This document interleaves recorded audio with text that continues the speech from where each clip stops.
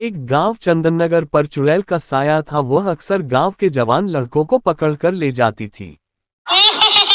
आज तो बहुत मोटा हटा खटा इंसान मिला है, इसे खाने में बहुत मजा आएगा। चुड़ैल मुझे छोड़ दे, मेरी तो अभी शादी भी नहीं हुई है, मुझे जाने दे। तो शादी बाद में करना, पहले मेरे पेट में जा और खुशियां मना। और उसे मारकर खा जाती है। उसी गांव में दो अच्छे दोस्त रहते थे, राम और रामू। राम, तुम चुड़ैल से बच कर रहना और रात को घर से बाहर मत निकलना।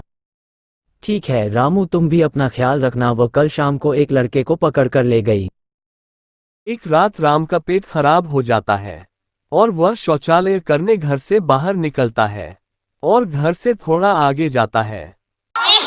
लगता है आज कोई लड़का नहीं मिलेगा, आज तो भूखा ही सोना पड़ेगा।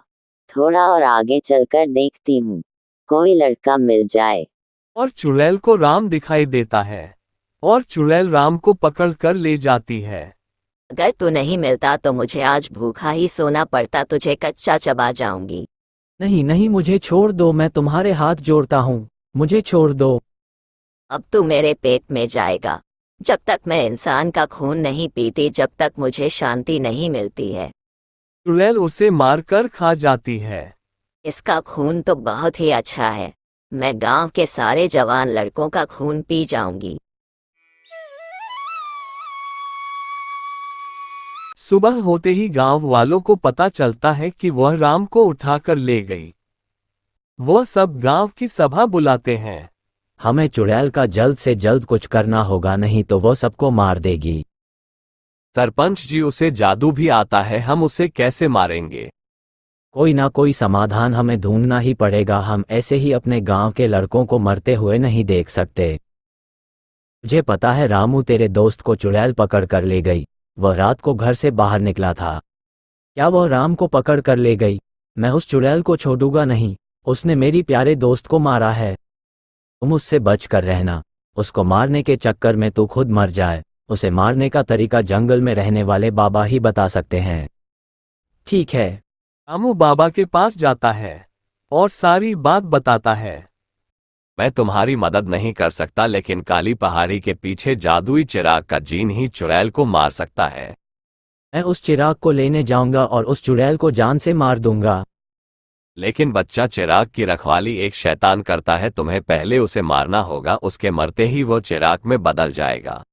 धन्यवाद बाबा, मैं अब चलता हूँ। रामू चिराग की तलाश में निकल जाता है।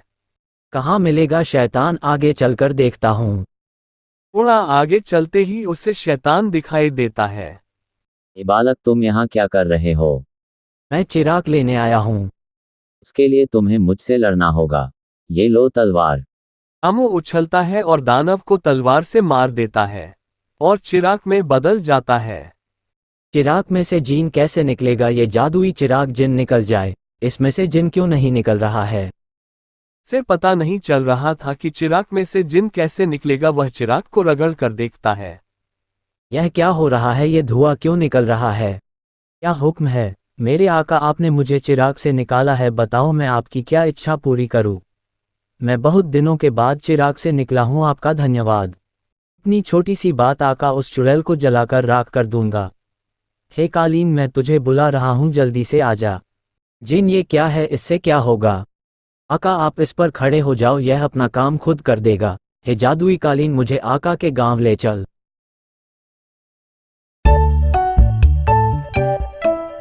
वह गांव पहुंच जाते हैं। गांव वाले जिनको देखकर चौंक जाते हैं और रामू गांव वालों को सारी बात बताता है। अच्छा किया रामू, तूने इस नीले आदमी को यहाँ पर लाया, नहीं तो वह चुड़ैल हम सबको मार देती। गांव वाले रात को मिलने का प्लान बनाते हैं और गांव के सारे लोग इकट्ठे हो जाते हैं जिनके साथ, और चुड़ैल का इंतजार करते हैं।